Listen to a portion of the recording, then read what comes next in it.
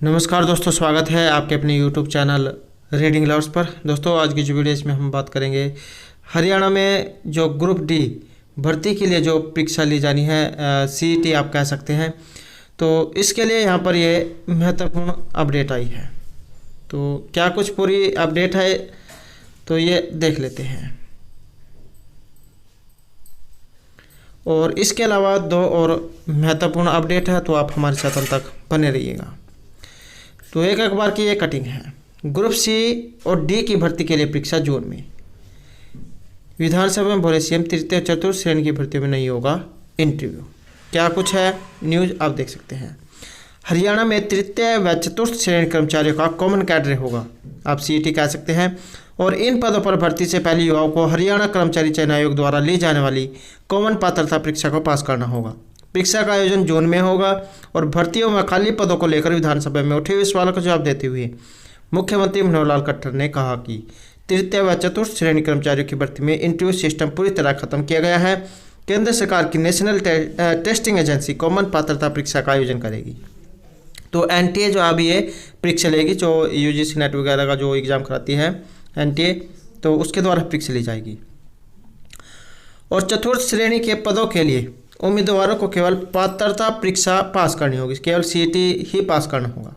और इस परीक्षा की मेरिट सूची में आने वाले युवाओं को सीधे ही विभागों में जरूरत के हिसाब से नियुक्ति दी जाएगी।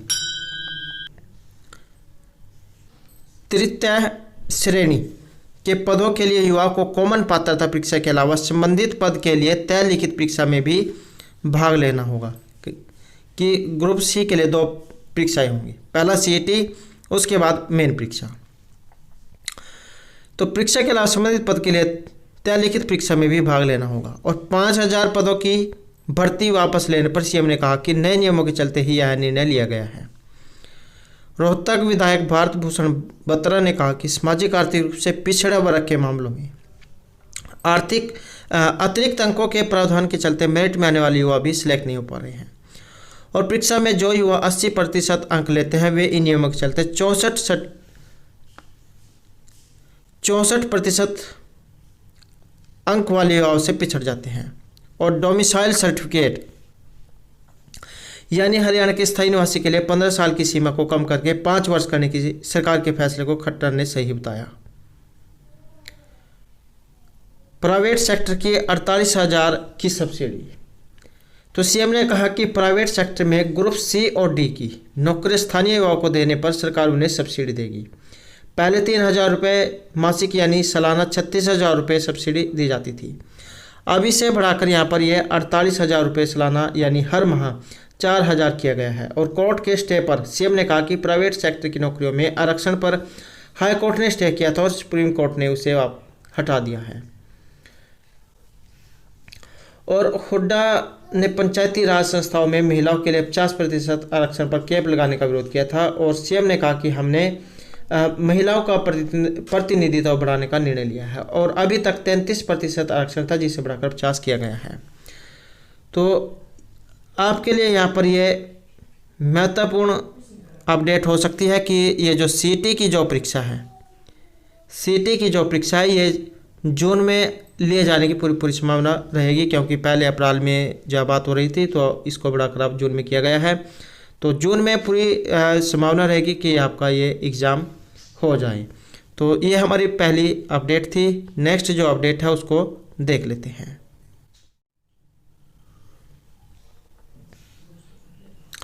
परसेंटाइल फार्मूले पर हाई कोर्ट के फैसले का इंतजार, CET जून में। तो नौकरी का इंतजार कर रहे हरियाणा के लाखों युवाओं के लिए इंतजार की घड़ी अब खत्म होने को है। हरियाणा सरकार ने काफ़ी समय से लंबित चल रही CET संयुक्त पात्रता परीक्षा जून माह में कराने का फैसला लिया है। और नेशनल टेस्टिंग एजेंसी से बात कर जल्द ही परीक्षा तिथि घोषित की जाएगी। वहीं नौकरियों के परिणाम में लगाए जा रहे परसेंटाइल फार्मूले पर भी सरकार विचार कर रही है। ये जो नॉर्मलाइजेशन वाला जो प्रक्रिया अभी तक हो रही है। तो अंतिम निर्णय के लिए हरियाणा सरकार को हाई कोर्ट के फैसले का इंतजार है। और सोमवार को विधानसभा में राज्यपाल के अभिभाषण के बाद सवालों के जवाब देते हुए मुख्यमंत्री मनोहर लाल ने यह जानकारी दी। और मुख्यमंत्री ने कहा कि इस परीक्षा के बाद ग्रुप सी व डी पदों के लिए भर्ती होगी। ग्रुप सी वालों को एक और विभागीय परीक्षा देनी होगी। सामाजिक आर्थिक आधार के अंक आधे कर दिए गए हैं और इन दोनों कैटेगरी के कर्मचारियों को कैडर एक ही होगा। और मनोहर लाल ने कहा कि वापस लिए गए 5,000 पद दोबारा से विज्ञापित किए जाएंगे और विभागों की ओर से मांग मुख्य सचिव कार्यालय में पहुंच चुकी है। तो नेक्स्ट यहाँ पर अपडेट जो है उसको भी देख लेते हैं। हरियाणा में 15 साल रहने वाला ही सरकारी नौकरी का हकदार, 5 साल रहने वाले को नहीं मिलेगा यह लाभ।